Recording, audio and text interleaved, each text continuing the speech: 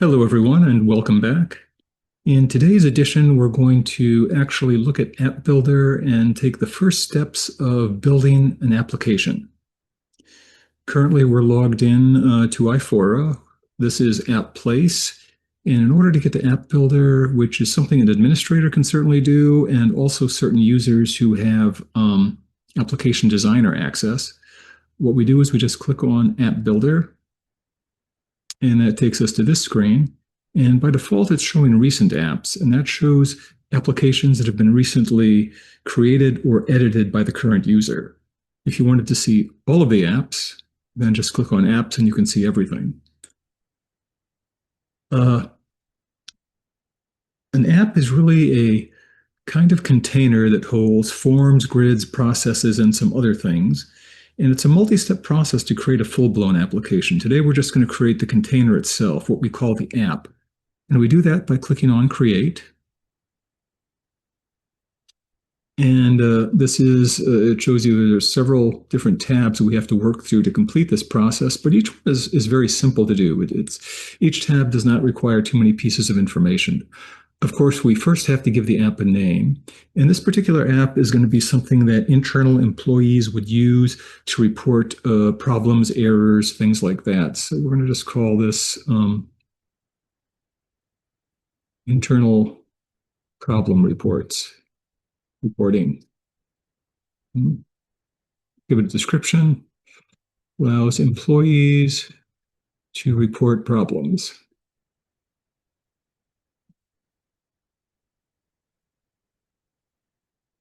Problems and errors, let's say. And we'll just call the category problems. I'm not sure which of these are completely required. I know name and description are. I'm not sure if category is required, but I filled in a category anyway. So let's click on next so we advance to the next step. And here we have to say, well, who's going to be using this? I would like all application users, pretty much everyone who has access to it, which means all employees, to be able to submit this form. So let's say all users. It's not necessary for external users, so we'll limit it to internal users. Other options, if you're curious, are by department location, and you can even then have an option where you assign, where the manager of the app assigns who can access it. And one thing we're not showing here is that if places by default are not enabled for a trial, if they were default, that would be the ideal thing to use for groups of external users who are usually associated with a company. And places allow them to access iPhora in an isolated silo, so they see only the stuff in their place, but no one else's stuff. But for now, we're not dealing with that, so we're just going to allow all internal users to have access to this app. And over on the right, we have to say, what is the default access for these users?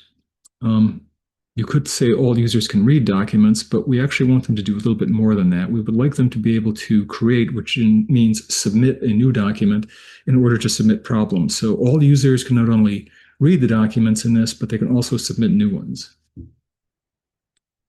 So we click on Next. On this tab, we have to select the template that will be used. And this is kind of like an underline iPhora template. Right now, there's only one option. So if we're going to put any workflows at all in this app, we just select the one that's there. And I click on Next.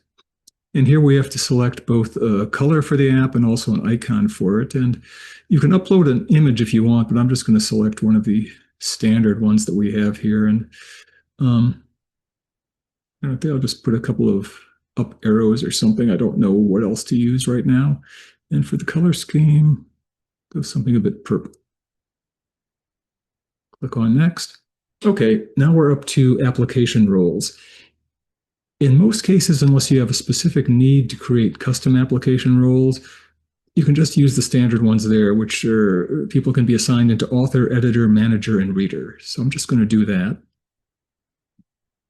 And next up are something called the workflow roles.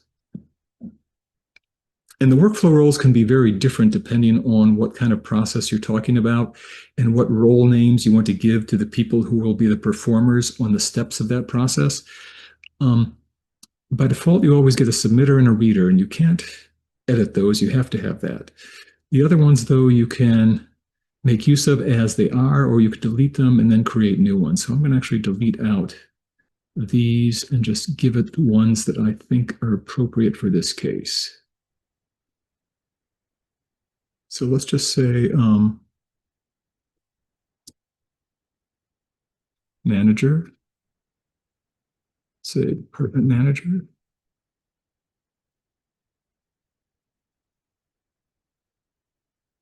And then down here, we'll say vice president.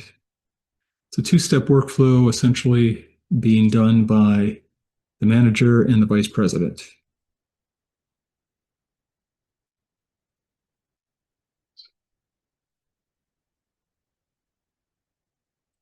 And over here, we're talking about who can actually read the workflow and who can submit. Again, we want all application users to be able to submit workflows. Over here, we have to think about that. Do we want all of the users to be able to read all of the workflows or just assigned users? In this case, I don't have a problem with letting everyone be able to read what's going on in this database. It's really to address problems and do quality control in such a way that it benefits the whole company. So just for the sake of moving forward, we're just going to accept the defaults. And then we're on the last tab, which just shows everything that we've already decided. And if we decide to change something, we can click on previous to do that. So I'm going to go ahead and create the app. And boom, the new app has been created. And if I were to close it right now, I see it there, it shows up in our recent apps, internal problem reporting. So now we have to go ahead and start creating forms and processes and grids and things like that. And we'll do that. We'll start doing a form in the next installment. Thanks for listening.